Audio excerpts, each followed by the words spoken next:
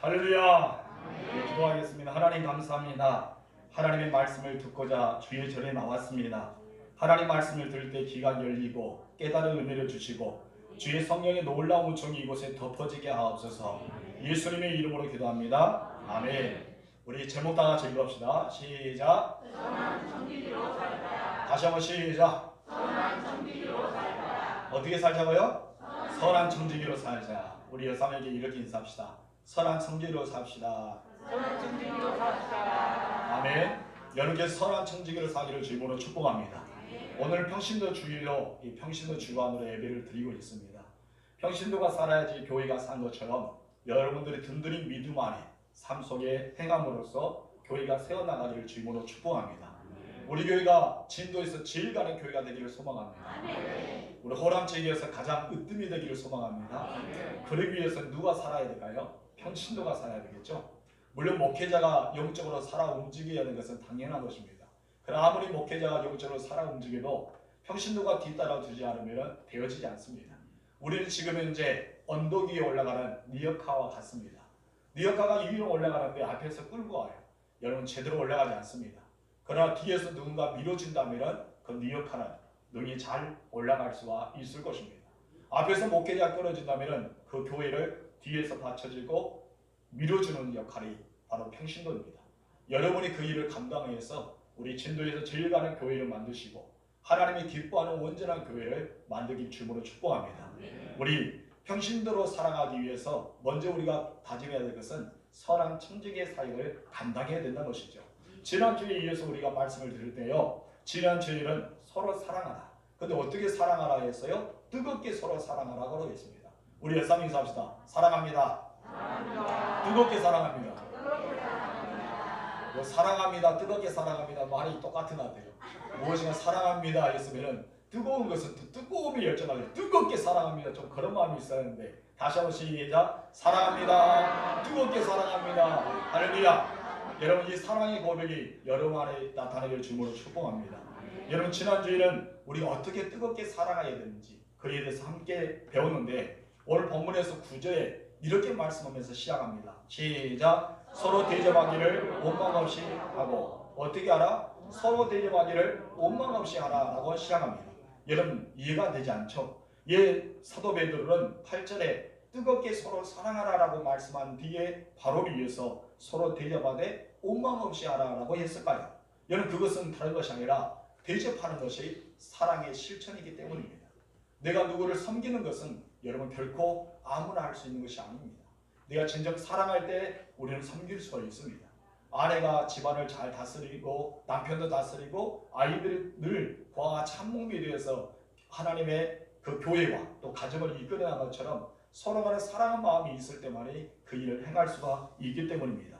사랑하는 성도들은 여러분이 대접하는 마음, 사랑의 실천의 구체적인 행위라는 것을 기억하시고 대접하기를 늘 감사하면서 하시길 주님으로 축복합니다. 이런 베드로가 이 편지를 쓸 당시에는요, 일반인들에게는 거의 숙박시설이 없었어요. 여러분 예수님이 태어날 때 어떠합니까? 예수님 호텔에 태어났을까요? 아니죠. 어느 특별한 여관에 태어났을까요? 아닙니다. 예수님은 어디서 태어났어요? 마구간에 태어났죠. 왜 그 당시에 예수님이 마구간에 태어났을까요? 정말 숙소가 없어서 그랬을까요? 아니면 숙소가 다 찼으니까 그랬을까요? 그때 당시도 일반인들에게 숙소가 제공되지 못했습니다. 예수님 시대도 마찬가지고 사도 베드로 시대도 마찬가지로 일반인들에게 숙소가 마련되지 못하기 때문에 그곳에 마구간이라도 예수님이 들어간 거예요. 그런데 이렇게 숙소가 마련되지 않은 곳에 복음을 증거하는 자들이 가는 곳마다 어떠합니까? 잠잘 곳이 없는 거예요. 잠잘 곳이 없기 때문에 그곳에 가서 평안을 빌고 예수님 말씀했던 것처럼 그 사람의 평안이 받아들이면 거기에서 숙박을 하면서 복음을 증거하는 역할을 했습니다. 그런데 예수님은 이렇게 나그네를 대접하는 것이 바로 예수님의 자신을 대접하는 것이다 라고 가르쳐 주십니다. 그러면서 마지막 날에 심판의 기준을 그것을 통해서 삼겠다라고 합니다. 성도 여러분, 나그네를 대접하는 것, 우리 성도들이 서로 간에 대접하는 것은 하나님의 심판 기준에서 상을 받을 수 있는 놀라운 축복이 그립니다. 우리 볼까요? 우리 마태복음 25장 보겠습니다. 35절 시작. 내가 줄일 때 너희가 먹을 것을 주었고 목마를 때 마시게 하였고 나그네 되었을 때 영접하였고. 아멘. 여기서 말합니다. 내가 줄일 때 너희가 무엇을 주었다? 먹을 거 주었다. 내가 목마를 때 너희가 나를 마시게 하였다. 내가 나그네 되었을 때 영접하였다. 이것이 바로 심판의 기준이에요. 그런데 양과 염소의 비유를 하면서 양들은 언제 주님 오셨습니까? 양들도 마찬가지로 우리가 언제 주님 앞에 이렇게 대접하였습니까? 너희가 즐겁게 작은 자에게 한 것이 바로 나의 한 것이다. 가난하고 천하고 벌벌을 없는 사람들, 정말 힘들고 어려운 사람들에게 하는 것이 바로 나에게 한 것이라면서 대접의 기준을 삼으셨습니다. 이럴 또한 로마서 12장 13절에서 사도 바울은 이렇게 말합니다. 시작. 성도들의 쓸 것을 공급하며 성대접하기를 힘쓰라. 아멘. 사도 바울 시대도 마찬가지고 베드로 시대도 같은 시대의 인물이기 때문에 어쩌면 지금 이제 베드로가 서신을 쓸 때도 사도 바울이 서신을 쓸 때도 마찬가지고 손대접하기가 참 바빴습니다. 그 이유가 무엇입니까? 로마의 핍박이 있었기 때문에. 로마의 핍박이 있었기 때문에 그것을 굉장히 참기 어렵습니다. 특히 초대교회는 교회의 운영이 어려웠어요. 네로 황제가 기독교를 핍박하고 나니까 성도들이 흩어지기 시작합니다. 그 많은 믿었던 성도들, 여러분 생각해 보세요. 사도행전 잊어버리니까 여러분 3,000명이 죽게로 돌아가고 5,000명이 죽게로 돌아가고 허다한 무리가 죽게로 돌아왔어요. 예루살렘 교회는 가득 차고 넘쳤습니다. 그런데 그 성도들이 이제 교회에서 예배드리지 못하니까 흩어지었습니다. 얘는 예수 믿는 사람 잡으려고 로마의 군병들과 대제사장과 사도인과 석인가들의 이 아랫사람들이 얼마나 많이 그들을 쫓고 있었을까요? 그런데 이 사람들은 지하에 숨어 있기도 하고 성도의 집에 숨어 있었습니다. 그런 숨어 있기 때문에 이런 사람들을 대접하고 이런 사람들을 이렇게 함께 자고 숙박하는데 얼마나 중요한 일을 행했겠습니까? 그런데 이런 상황이요, 여러분 쉬운 것이 아닙니다. 여러분 지금 이제 로마의 박해 속에 살아가는 그들, 대제사장과 사기도경과 바리새인들, 수많은 종교 지도자들의 아랫사람들이 그 사람을 잡기 위해서 현혹하고 있는데 어느 누가 자기 집에 그들을 숨겨줄 수가 있겠냐 이것입니다. 하루 이틀도 아니고 이 박해가 끝날 때까지 그들을 숨겨두고 먹여주고 재워주고 입혀주고 이런 사실은 참 어려운 것입니다. 그렇기 때문에 사도 베드로가 서로 대접하기를 어떻게 하라? 원망 없이 하라 이 말을 한 거예요. 지금의 흐름이 그런 상황입니다. 우리가 예수를 믿는 사람들이 대접을 잘해야 된다 그런 이유도 있겠지만은 지금 이제 사도 베드로가 편지를 쓰는 이유, 그리고 저번에 로마서에서 사도 바울이 편지를 쓰는 이유가 그거예요. 너희가 지금 이제 성도들을 대접하고 있다. 힘들게 어렵게 살아가는지 알고 있다. 정말 그들이 숙박시설도 없고 여관도 없고 일반인들에게 제공되지 않은 그런 환경 속에 너희들 집으로 이 모든 형제 자매를 다 데리고 와서 먹이고 입히고 재워야 되는 입장에서 너희가 얼마나 힘드냐. 그러나 여러분들은 정말 원망 없이 해야 된다. 그 말을 하고 있는 것입니다. 여기서 원망이라는 것은 무엇입니까? 다 같이 뜻을 읽어봅시다. 시작. 남이 듣지 못하도록 조용히 중얼거리고. 여러분 옆에서 뭐에 불평하는 거죠. 원망스럽게 막 바빠 죽겠도 하고 이렇게 막 밥을 안 한다고 막 그러면서 지금 이제 우리 때가 이런데 나도 지금 이 때에 죽겠는데 우리 집 왜 왔을까 하면서 그렇게 막 투덜투덜한 거예요. 근데 여러분 그렇게 피신해서 왔던 성도들 그 소리 들으면 낙담 되겠어요? 안 되겠어요? 낙심되죠. 그리고 그 집에서 머물고 싶겠습니까? 아닐 거예요. 아 나는 빨리 쉽게 이 집을 떠나고 싶다 그런 마음이 들 것입니다. 그러면은 그들이 좌절되고 믿음도 떠나고 갈 데가 없이 그들은 흩어지게 된 상황이기 때문에 여러분 특히 원망 없이 하라라고 이야기합니다. 초대교회 설립하는 이유가 무엇이었습니까? 사도행전 2장 42절 이하의 말씀이란 성도들이 서로 공유했습니다. 자기 것을 나누었어요. 떡도 나누고 음식도 나누고 그리고 필요한 도구를 팔아서 나누었습니다. 그 나누는 공동체가 바로 초대교회 공동체였습니다. 그런데 이렇게 초대교회 네로 황제의 핍박을 인해서 흩어지게 되자 이 흩어짐에 대해서 너무나 힘들어가고 있다는 것입니다. 이런 코로나 시대에 살고 있는 여러분들, 여러분 가정은 평안하십니까? 여러분 자녀들은 평안하십니까? 우리들은 평안한 가운데 살아가지만은 힘들고 어려운 삶도 있을 것입니다. 우리들은 그런 사람들을 대접할 수 있는 마음에 넉넉함이 있어야 줄 믿습니다. 그 대신에 손님을 대접할 때 어떻게 하라? 원망 없이 하라. 감사만 하라. 누구를 모신 것처럼 주님을 모시는 것처럼. 우리는 그런 삶을 살아야 할 줄 믿습니다. 사실 누군가를 대접한다는 것은 쉬운 일 아니죠. 어려운 일입니다. 특히 자기 가정에서 먹여주고 재워주고 여러분 입혀주고 그런 생각을 늘 반복적으로 한다는 것은 결코 쉬운 것이 아니라는 것입니다. 이것은 바로 자기의 모든 것을 희생하는 거예요. 내 물질도 희생되고 내 시간도 희생되고 나의 삶도 희생되고 나의 가정도 오픈하고 모든 가정사를 다 보여주는 거예요. 그렇기 때문에 대접한 것은 참 어려운 것입니다. 그리고 하루 일때도 아닙니다. 그 시간이 길어지기 때문에 얼마나 그들 안에서는 나도 모르게 불평과 불만이 나왔겠습니까? 그런 소리가 누구의 귀에 들어온 거예요? 사도 베드로의 귀에서 들어온 겁니다. 이 베드로가 그래서 어떻게 하면 이 사람들을 조용히 시키고 감사함으로 그 일을 할 수 있을까 하면서 사랑에 대해서 먼저 이야기한 거예요. 어떻게 사랑하라? 뜨겁게 사랑하라. 너희가 뜨겁게 사랑하면 허당한 죄도 덮어진다. 너희가 뜨겁게 사랑하면 위정자를 위해서 정치인들을 위해서 기도할 수 있다. 여러분 정치인들이 지금 이제 난리잖아요. 서로 간에 자기가 표를 많이 얻기 위해서 상대편의 어쩌면 대선 주자들을 계속해서 지금 이제 고발하고 그들을 무시하고 안 좋은 것을 태클을 걸고 그런 모습을 볼 때 참 마음이 아픕니다. 어느 누구든 후보자들이 상대편을 높여주고 칭찬해주고 그리고 인정해줄 사람이 없더라고요. 그런 사람이 있으면 얼마나 좋을까요? 인격으로 사람들이 그런 것을 원하지 않을까라고 생각해 봅니다. 여러분 근데 이렇게 힘든 상황 가운데 여러분 그들의 죄를 덮어준다는 거 어렵잖아요. 지난주에도 설교했습니다. 그때 지금 현재 베드로 시대가 지금 네로 황제의 박해가 굉장히 심했지 않습니까? 이런 심한 가운데 기독교인들은 지금 이제 몰살당하기 직전입니다. 근데 사도 베드로가 뭐라는 거예요? 정치인들을 위해서, 그런 종교 지도자를 위해서, 그리고 그런 사람들을 위해서 너희는 뭐하라? 사랑해라. 그리고 그들을 위해 기도하라. 그런 메시지를 증거합니다. 이해가 됩니까? 사도 바울도 그런 메시지를 증거하잖아요. 여러분 우리가 사랑할 때만에 그들 위해서 충고할 수 있습니다.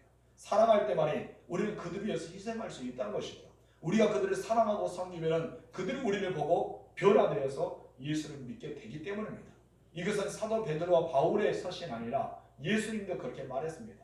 너희가 빛과 소금의 삶을 살아라. 너희의 선한 행실을 보고 하나님께 영광을 돌리고 주께로 돌아오게 될 것이라고 말씀하셨기 때문입니다. 성도 여러분, 여러분 모든 삶 가운데도 혹시나 힘들고 어렵지라도 원망 없이 불평 없이 늘 감사함으로 서로 대접하는 마음으로 살아가실 주님으로 축복합니다. 그렇다면 첫 번째, 왜 원망 없이 대접을 해야 될까요? 우리 나같이 읽읍시다. 시작. 여러분 왜 우리가 원망 없이 대접해야 될까요? 그것은요 바로 원망 없이 대접하는 것이 사랑에 대한 실천이기 때문입니다. 사랑에 대한 실천이 내가 대접하는데 원망 없이 하는 거. 사랑하는데 조건이 있습니까? 그냥 사랑하는 거예요. 하나님께서 여러분을 사랑하십니다. 하나님은 당신을 사랑합니다. 우리가 전도자의 문구잖아요. 당신을 사랑한다는 거예요.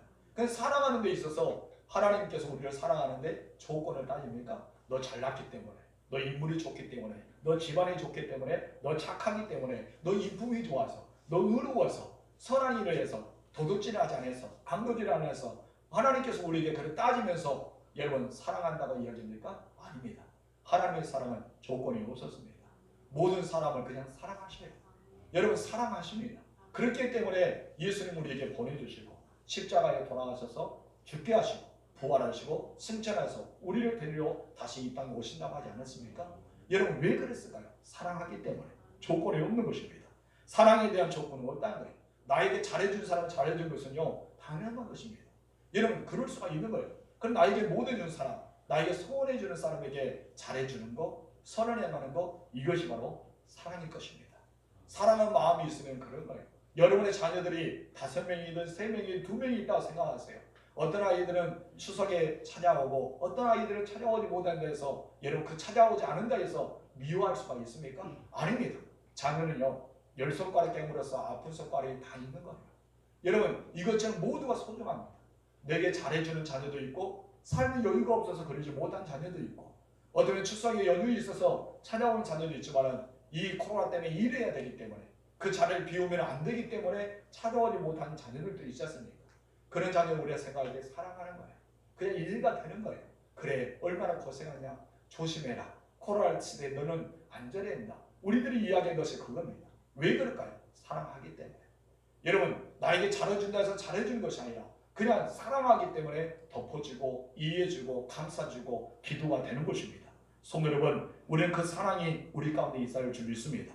더구나 더 나아가서 하나님께서는 원망 없이 대접하는 자를 잊지 않고 복을 주신다고 말씀하셨습니다. 우리 마태복음 10장 42절 말씀 시작. 또 누구든지 제일자의 이름으로 이 작은 자 중 하나에게 밀수한 것이라도 주는 자는 내가 진술을 너희에게 이르노니 그 사람이 결단코 상을 잃지 아니하리라. 어떻게 하라? 그 사람의 상을 잃지 않는다. 제자 중 하나, 어느 전도자 하나, 성도들에게 평신도들에게 무엇이나 모르게 하나 준 것은 하나님이 기억하고 계시다 것입니다. 따라합시다. 내가 하는 행위를 하나님이 기억하고 계신다. 아멘. 여러분이 하는 모든 일을 하나님이 기억하고 계신다는 것입니다. 여기서 결단거란 단어가 있어요. 결단거란 단어는 이런 뜻이 있습니다. 우리 뜻을 다 같이 읽어봅시다. 시작. 하나님께서 결코 그냥 지나치지 않으신다는 것입니다. 여러분, 하나님께서 결단거란 말은 내가 그냥 지나치지 않아요. 너희가 하는 거 다 보고 있어. 너희가 행동으로 옮기는 거 다 알고 있어. 누구를 대접하는 거, 누구를 물 한 잔을 주는 거, 누구를 정말 사랑하는 마음으로 가까이 가는 거 내가 다 알고 있어. 이것을 말씀하고 있습니다. 실제적으로 우리의 성경 보면요, 그런 사람들이 있었습니다. 여러분, 창세기 18장 보면 누가 등장합니까? 아브라함이 등장합니다. 아브라함이 그냥 이렇게 서서 멀리서 바라보고 있는데 세 명이 나그네가 오는 거예요. 세 명이 나그네가 오니까 그 마음이, 대접하는 마음이 간절한 것 같아요.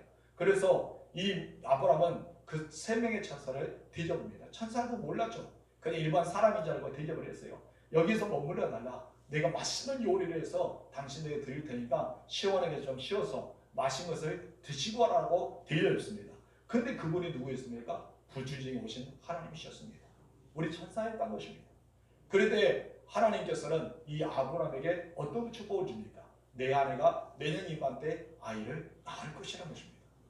여러분, 이런 소식을 언제 들었어요? 대접할 때. 부지중에 자기가 모르는 사람, 나그네를 대접할 때 이런 놀라운 축복을 받았습니다. 실제로 그 은혜가 일어났던 것입니다. 그래서 창세기 24장 17절에서 그 이하의 말씀 보면 아브라함이 늙은 종을 보냅니다. 너희는 나의 어떤 고향에 가서 정말 내 아들 이삭을 위해서 아들 될 사람 신부감을 데리고 와라. 그런데 이 늙은 종이 갑니다. 가는데 누군 줄 알아요? 아브라함이 거하는 곳이 어딘지, 고향이 어딘지 어떻게 합니까? 그냥 터벅터벅 갑니다. 그런데 이 늙은 종이 하나님께 기도합니다. 하나님, 누구든지 첫 번째 나의 만나는 자, 나에게 물을 줄 뿐 아니라 나의 이 짐승들까지도 물을 주는 그런 사람이 만나게 해달라고. 그때 정말 하나님이 우리를 위해서 예비해 준 줄 안다고 그래 고백했더니 니브아가 그곳에 있었습니다. 그런데 하나님께 기도했던 것처럼 그대로 되는 거예요. 여러분, 니브가 그러지 않았다면 이삭의 아내가 될 수 있었을까요? 아닙니다. 니브아는 그 사실을 몰랐을 거예요. 그 사람이 아브라함이고 그 아브라함의 아들이 이삭이라는 거, 나중에 믿음의 조상이 된다는 거, 여러분 니브아는 몰랐단 말이에요. 그때 나그네를 대접했지 않습니까? 그것도 나그네만 대접한 것이 아니라 약대들까지 다 먹을 것을 마실 것을 주었을 때 어떤 축복을 받습니까? 바로 이삭의 부인이 되는 놀라운 조상의 믿음의 역사가 일어나게 되는 것입니다.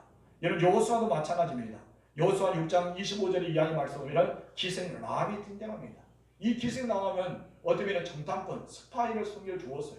여러분, 스파이를 숨겨두었는데 여러분, 기생 라합이 어떤 됩니까? 나중에 그들을 여리고 함락 때 가족을 모두 구원할 뿐 아니라 성경의 축복에 올라가는 놀라운 인물이 되었습니까? 여러분, 기생 라합이 어떻게 예수님의 축복에 올라갈 수 있습니까? 그런 인류에 구원할 수 있는 놀라운 축복을 어떻게 받을 수 있었습니까? 부주중의 사람을 대접했다는 것입니다. 나의 적군이든지 아니든지 그냥 하나님의 은혜 가운데 섬겼던 것을 보게 됩니다. 여러분, 열왕기상 17장 보면은 13절의 이하의 말씀 보면은 사르밧 과부도 마찬가지입니다. 하나님께서 엘리야에게 나타나서 너를 그리시네까지 떠나서 이제 사르밧 지역을 가라. 내가 너를 위해서 준비하였다면서 그 말씀을 순종해서 엘리야가 사르밧 지역을 갑니다. 근데 마침 과부를 만난 거예요. 엘리야는 어떻습니까? 너희가 먼저 먹을 것을 주라 하니까 이 과부가 어떤 말을 해요? 자기가 지금 먹을 것이 없다는 거예요. 마지막 음식으로 구워서 내 아들과 먹으면 끝납니다. 이제 이것을 먹을 것이 없기 때문에 우리는 굶어 죽을 수밖에 없습니다. 그런 이야기를 하게 됩니다. 그런데 이 엘리야가 무엇입니까? 그럼에도 불구하고 나에게 먼저 주라는 거예요. 여러분, 먹을 것이 없는 사람에게, 만약 여러분들이 제가 갔어요. 여러분, 이제 마지막 밥을 해서 먹어야 되고 쌀이 이제 없어요. 먹을 것이 하나도 없는 시대에 왔습니다. 그래서 제가 어느 날 왔더만 권사님, 지사님, 장로님, 안지사님, 질사님 저에게 밥 좀 주세요. 그랬더니 목사님 밥 없어요. 우리 먹을 거 마지막이에요. 볼 거 없어요. 그랬더니 제가 뭐랍니까? 그래도 주세요. 라고 하면 여러분 어떻게 할까요? 진짜 환장하겠네 하면서 드릴까요? 여러분 어떻게 할까요? 이 사르밧 과부 입장 보세요. 가문했어요. 먹을 것이 하나도 없어요. 땀은 짝짝 갈라지고 지금 이제 그런 입장입니다. 이런 입장에서 과연 뭘 거줄 수 있는 이거예요. 그런데 여러분, 사람과 가불은 먼저 대접했습니다. 그것이 바로 말씀이었기 때문에, 하나님께서 대접하라고 먼저 말씀하셨기 때문에 여러분, 자기가 줄일지라도 엘리야 선지자를 대접했습니다. 그럴 때 놀라운 일이 난 거예요. 가뭄이 끝날 때까지 밀가루 통이 떨어지지 않고 기름방울의 기름이 떨어지지 않았습니다. 할렐루야. 그런 기적을 언제 체험했어요? 대접할 때입니다. 열왕기하 4장 8절과 그 이하의 말씀 마찬가지입니다. 엘리사 선지자 시대입니다. 수렘 여인이 등장하죠. 엘리사가 너무나 말씀을 잘 증거했는지 몰라도 이 수렘 여인이 자기 집에 목사님의 방을 만들어 주었어요. 늘 쉴 수 있는 방을. 그리고 거기서 성경을 연구하고 늘 주무시기도 하고 쉴 수 있는 방을 만들어 주는데 오늘 너무나 고마운 거예요. 그래서 이 사환에게, 이 사람에게 내가 무엇을 해주고 싶은데 뭘 해줄까 했더니 무엇을 합니까? 아이가 없어요 라고 합니다. 그때 엘리사가 기도를 통해 아이를 낳게 되잖아요. 근데 이 아이가 어떤 애가 시름시름 머리가 아프다만 그가 죽고 말았습니다. 그때 어떠합니까? 하나님께서 그를 살려주셨습니다. 하나님의 놀라운 것은요, 섬기는 자, 대접하는 자, 늘 그 사람에게 능수로 단가를 주는 사람은 결코 잊지 않는다는 것입니다. 여러분의 모든 삶 속에 어떠합니까? 섬기는 자가 되기를 주님으로 축복합니다. 어느 사람 오더라도 능수한 것을 주는 사람이 되기를 주님으로 축복합니다. 그 사람이 우리 주님인지 우리는 어떻게 알겠어요? 그 사람이 우리 예수님인지 우리가 어떻게 알겠습니까? 여러분의 집에 누가 방문하면 먹을 거라도 아니면 물 한 잔이라도 줄 수 있는 그런 습관을 갖기를 주님으로 축복합니다. 영국의 존 웨슬리는 이런 말을 했습니다. 우리 다 같이 읽읍시다. 시작. 우리가 다른 사람을 돕는 동안에 하나님께서 우리를 돕는다. 아멘. 위대한 말씀입니다. 내가 다른 사람을 돕고 있다. 내가 다른 사람에게 물 한 잔을 주고 있으면 그때가 바로 하나님께서 나를 도와주고 있다는 것을 존 웨슬리 목사님을 말씀하고 있던 것입니다. 그렇습니다. 지금 현재 내가 봉사하면 당장 고생한 것 같아요. 내가 지금 누군가를 섬기면 손해볼 것 같습니다.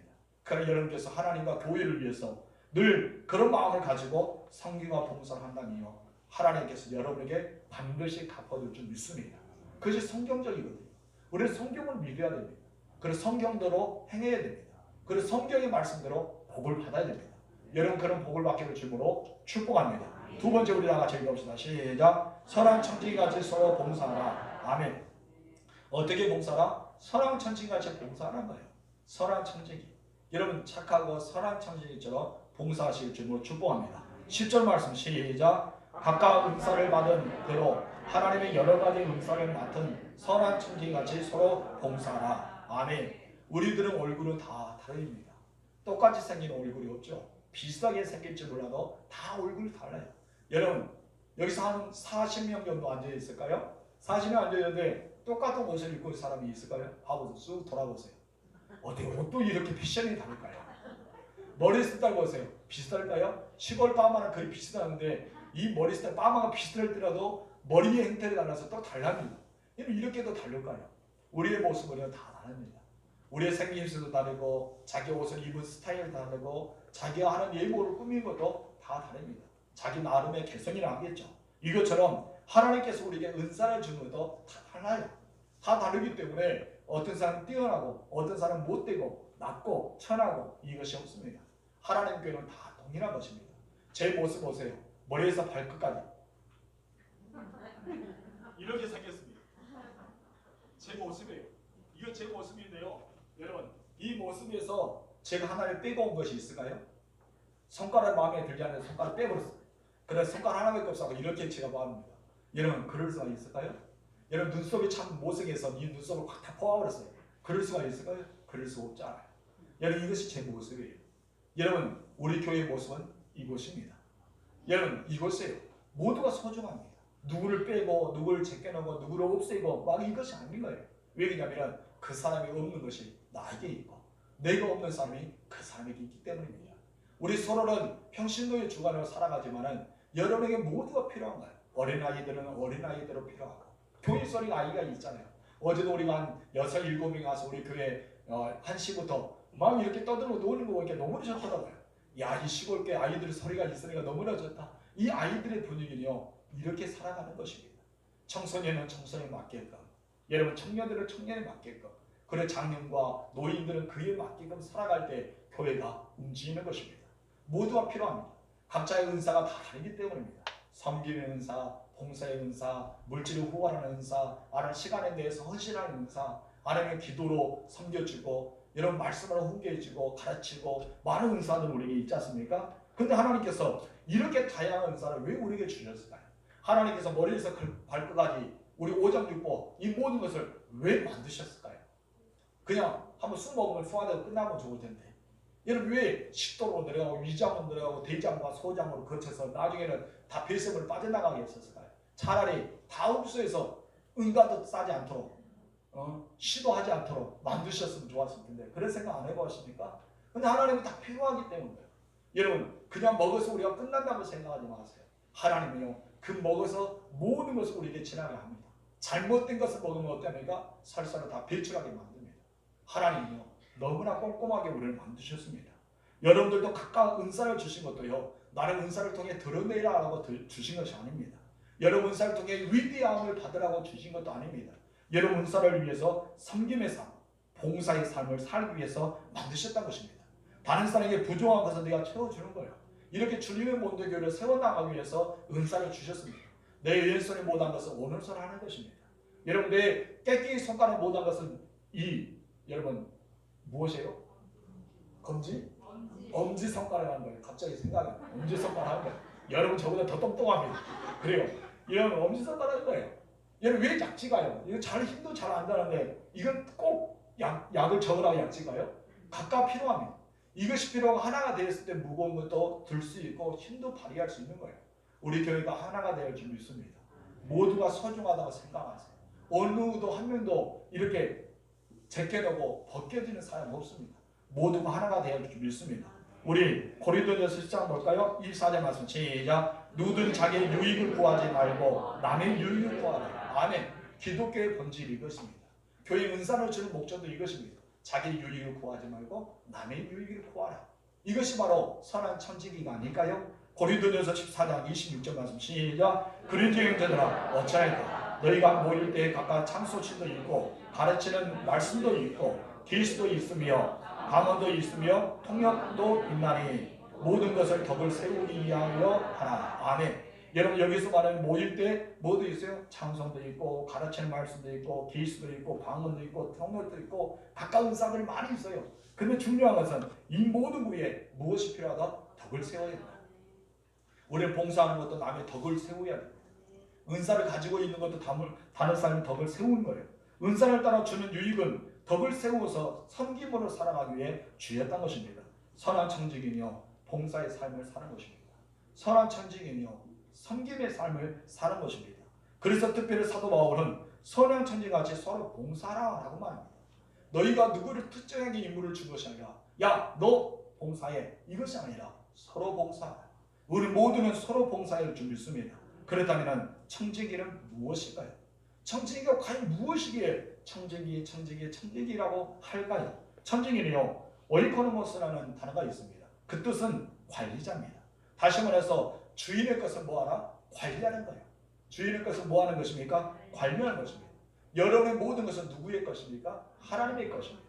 이 세상에 태어나서 여러분 금은보화 가지고 엄마 뱃속에 태어난 사람 손들어보세요.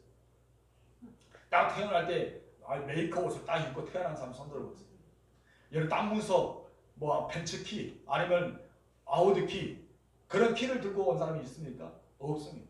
이 세상에 태어날 때는 아무것도 우리는 가지고 태어나지 않았습니다. 그랬더니 부모를 만나고 우리가 환경 속에서 살다가 경험하고 자기 원하는 것을 하다 보니까 하나씩 얻어진 거예요. 차도 얻어지고 집도 얻어지고 남편도 만나고 아내도 만나고 행복을 쌓다 보니까 자녀도 만나고 이렇게 시간이 지나 보니까 사이도 며느리도 아들도 딸도 손주들도 이렇게 만남의 은혜가 있습니다. 어떻게 하다 보니까 내가 사업을 하게 되고 어떻게 하다 보니까 직장생활을 더 하게 되고 무엇을 하다 보니까 연구원도 있고 내가 모든 걸 하다 보니까 농사도 짓고 있고 여러분 우리는 각각 다르게 살아갑니다. 저도 이렇게 태어나서 빈소로 와서 응애하고 태어났더니 이렇게 목회할 줄 어떻게 알았습니까? 여러분들 제 앞에서 설교를 듣는 줄 누가 알았습니까? 우리들의 모든 삶은 나에게는 없다는 것입니다. 근데 하나님께서 맡겨주신 거예요. 우리의 시간을 맡겨주시고 건강을 맡겨주시고 내가 할 수 있는 사업과 직장과 일터를 맡겨주신 것입니다. 나에게 맡겨주시는 것을 가지고 내가 그것을 감당하는 사람이 누군지 아세요? 천직입니다. 여러분이 천직이에요. 이 세상에 태어날 때부터 지금까지 하나님 나라 끝날 때까지 우리는 천직의 삶을 사는 것입니다. 내게 맡겨진 것 소중히 관리하며 사는 거예요. 여러분 그런 삶이 아름다운 삶을 살아야 했는데 근데 우리가 어떻게 살아가야 한다? 선한 천직일처럼 살아가는 거예요. 악하고 게으른 천직이 아니라 선한 천직으로 살아갈 줄 믿습니다. 그렇기 때문에 우리는 은사와 시간과 건강과 지혜와 물질과 명예와 재물과 능력과 권세와 수많은 것 나에게 있어서 남편과 아내와 자녀들까지 부모님들까지도 모든 하나님께서 내 것이 하나도 없어요. 오직 하나님께서 맡겨주신 거예요. 이 맡겨주신 것 가지고 하나님 앞에 여러분 헌신하며 섬기며 사랑하며 사는 것입니다. 그리고 또 우리는 천직이로서 하나님 맡겨주실 때까지 우리는 소중히 여겨야 할 줄 믿습니다. 여러분 언제 하나님께 가까이 갈 것 같아요? 언제 여러분 이 세상 떠날 것 같아요? 내가 다 사에게 마칠 때 너 됐다라고 생각할 때 하나님께 여러분 데려가실 것입니다. 어디는 엘리야처럼 그냥 산책을 돌아갈 수도 있을 수 있어요. 그럼 우리는 어떻습니까? 생명의 수명이기 때문에 다 될 때 수명이 끝나고 데려갈 수가 있는 것입니다. 성도 여러분 그때까지 여러분 관리를 잘 하십시오. 그리고 하나님 앞에 충성을 다하는 여러분 되실 줄로 축복합니다. 세 번째, 그렇다면 누가 선한 천직일까요? 다 같이 시작. 여러분의 선한 천직이 되기를 주님으로 축복합니다. 여러분 모두가 그렇게 되기를 주님으로 원합니다. 여러분 그렇게 되십시오. 그러면은 선한 천직은 누구인가? 첫 번째 우리 다 같이 봅시다. 시작. 천직이 의식을 가지고 사는 자이다. 내가 의식을 가져요. 나는 천직이다. 나는 하나님께서 맡겨주는 천직이다. 내가 하나님의 것을 관리하는 천직이다. 하나님의 소중한 것을 내가 하고 있는 천직이다. 의식을 가져야 돼요. 천직이라는 것은 이런 뜻이 있습니다. 우리 뜻을 다 같이 읽어봅시다. 시작. 주인의 것을 맡아 관리하는 사람. 여러분 주인의 것을 맡아서 관리하는 사람. 우리 이 세상에 올 때 조금 전에 이야기했잖아요. 빈손을 가지고 왔습니다. 여러분 죽을 때도 어떻습니까? 빈손으로 갑니다. 여러분 땅 무엇을 가지고 하나님의 나라 가지고 못합니다. 무엇인가 위대한 것을 가지고 가지 못합니다. 그 사람은 죽으며 이 땅에서 이름을 낳습니다. 그 사람 명예를 남습니다. 그 사람은 어떻게 살았노라, 어떻게 살아서 무슨 일을 행하였노라. 그것은 우리 역사적으로 남아 있겠지만은 여러분 서서히 사라지고 맙니다. 제가 며칠 전에 다음에 인터넷 기사를 보았어요. 여러분 서울에요 무명의 묘가 굉장히 많답니다.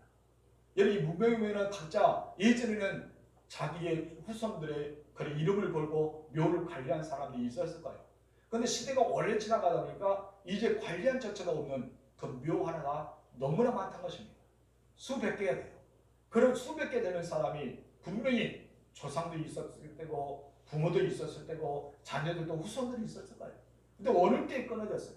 어느 때에 끊어져서 한 명도 어느 누구도 돌아보지 않은 그냥 풀만무성해서 서울시청에서 이렇게 관리하면서 이렇게 벌초해주는 그런 묘가 너무 많다는 것입니다. 여러분 세월이 지나면요 아무것도 남은 것이 없습니다. 내가 아무리 여기서 무엇을 했노라 어떤 일을 살았느라도 우리는 빈손으로 모든 것을 돌아갈 수밖에 없습니다. 그러나 하나님 나라는요 기록됩니다. 여러분 어떤 사역을 했는지 어떤 업적을 했는지 하나님을 위해서 어떻게 살아갔는지는 하나님이 다 기록하고 계십니다. 우리는 그 나라에서 상을 받는 거예요. 그 나라에서 멸류관을 얻는 거예요. 그 나라에서 하나님께 칭찬을 받는 거예요. 잘했다고 우리의 눈물을 닦아주기도 하고 얼마나 고생했는지 안아주기도 하고 우리의 수고를 안다라면서 멸류관을 쓰여주기도 하고 우리는 각각 주님의 품에서 행복을 살아가는 그 나라가 있다는 것입니다.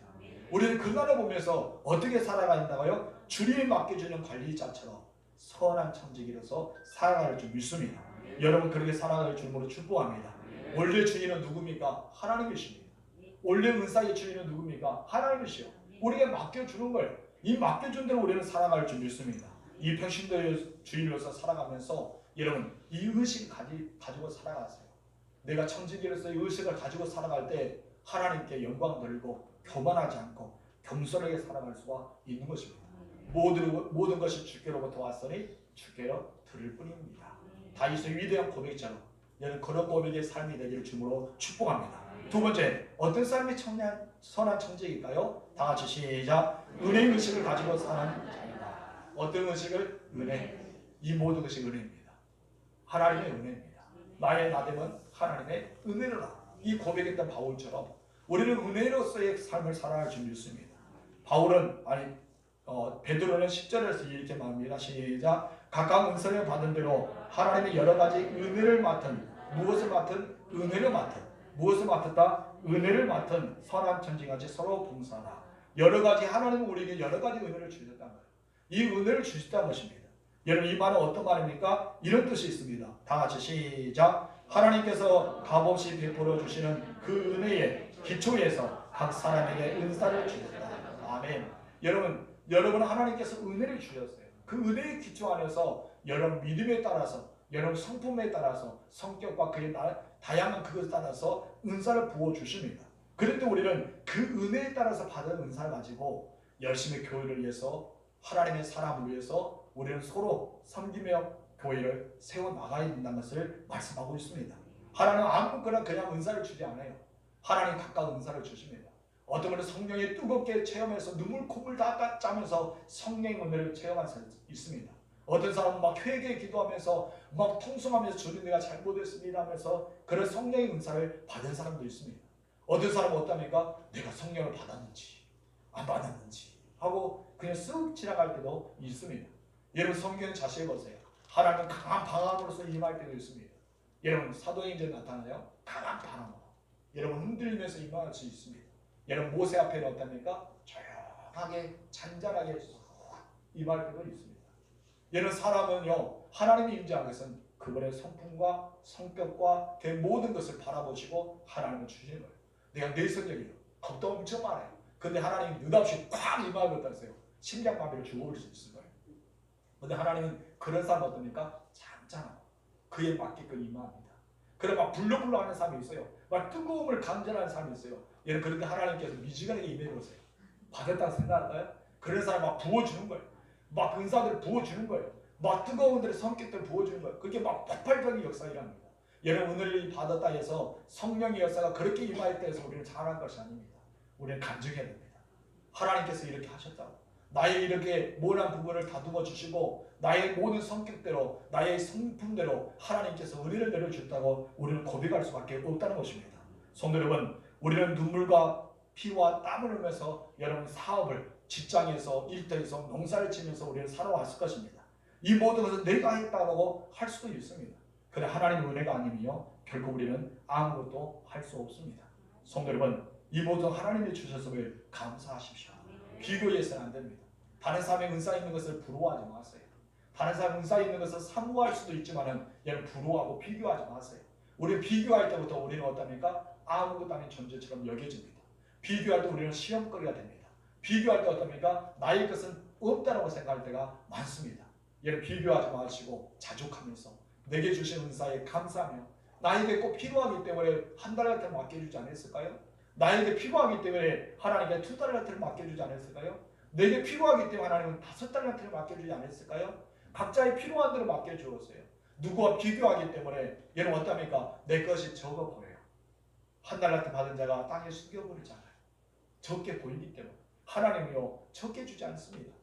우리나라 한 수업이니까 1억이 넘는 돈을 한 달한테를 주셨어요. 그렇게 풍성한 것을 주셨어요. 그런데 한 달한테는 5달한테 받은 사람은 어마어마하게 받았잖아요. 그러니까 자기 거는 아무것도 아니라 생각해요. 은사도 마찬가지입니다. 어떤 분은 귀신을 쫓는 은사, 병을 고치는 은사, 방문 은사, 통역 은사 막 이런 거 주셨다 해서 그 사람 위대해 보이면서 나는 섬기는 은사, 나는 봉사하는 은사, 나는 뭐 이렇게 뭐 하는 은사 아무것도 아니다라고 생각하는데 아니란 거예요.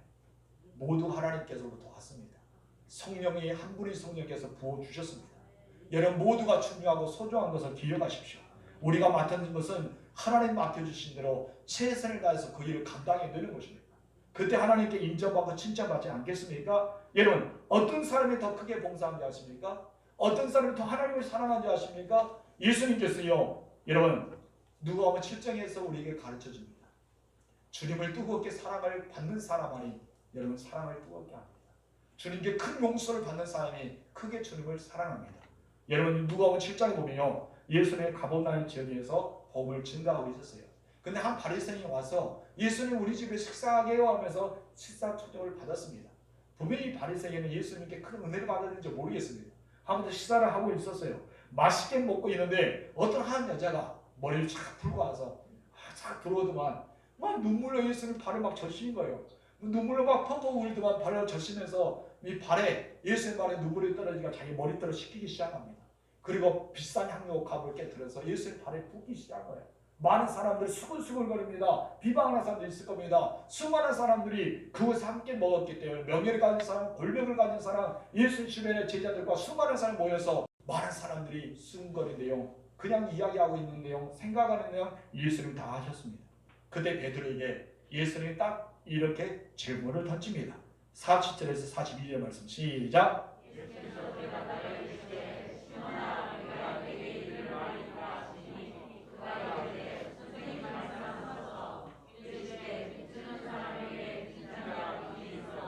하나는 500데나리온을 줬고 하나는 50데나리온을 줬는데 갚을 것이 없으므로 둘 다 탕감하여 주었으니 둘 중에 누가 그를 더 사랑하겠느냐. 아멘. 여러분 50데나리온을 빚진 자와 500데나리온을 빚진 자가 있습니다. 근데 이 갚을 것이 없어서 예수님이 다 탕감해 주었어요. 여러분 같은 누가 더 주인에게 고맙다고, 주인에게 정말 감사하다고 주님 사랑합니다 고백할 수 있을까요? 여러분 누가 할 수 있을까요? 베드로는 그래서 이렇게 대답했습니다. 43절 시작. 시몬 베드로가 이르되 내 생각에는 많이 탕감을 받은 자입니다. 이르시되 내 판단이 옳다 하시라. 아멘. 그래요. 내가 죄를 많이 지었으면요, 예수님 내 죄를 용서를 많이 주셨으면 그만큼 예수님을 더 사랑하는 거예요. 내게 하나님께서 은혜를 베풀어 주신 것, 내 육체를 치료하여 주시고 하나님께서 만져주셨으면 그만큼 하나님을 더 사랑하게 되는 거예요. 내게 있어서 하나님이 베풀어 주신 거, 하나님께서 상상할 수 없는 무한한 은혜를 주셨으니요 그만큼 사랑하는 거예요. 그래서 예수님께서 그곳에 있는 많은 사람들에게 어떤 말을 하신지 아십니까? 47절 다 같이 시작. 이러므로 내가 내게 말하노니 많은 죄, 그가 그의 많은 죄를 사하여 됐다. 이는 그의 사랑함이 많습니다. 사함을 받은 일이 적은 자는 적게 사랑합니다. 아멘. 이 여인이요 예수님께 사랑을 많이 받았어요. 그의 모든 죄가 다 씻겨졌어요. 얼마나 많은 사랑을 받았으면 그곳에서 얼굴 탁 깔고 예수님만 바라보고 그 바리새인 집에 들어가서 울면서 발에 눈물을 흘리면서 닦아주고, 그리고 머리털을 잡고 향료를 또 잡고 그러면서 계속 펑펑 울고 있는 거예요.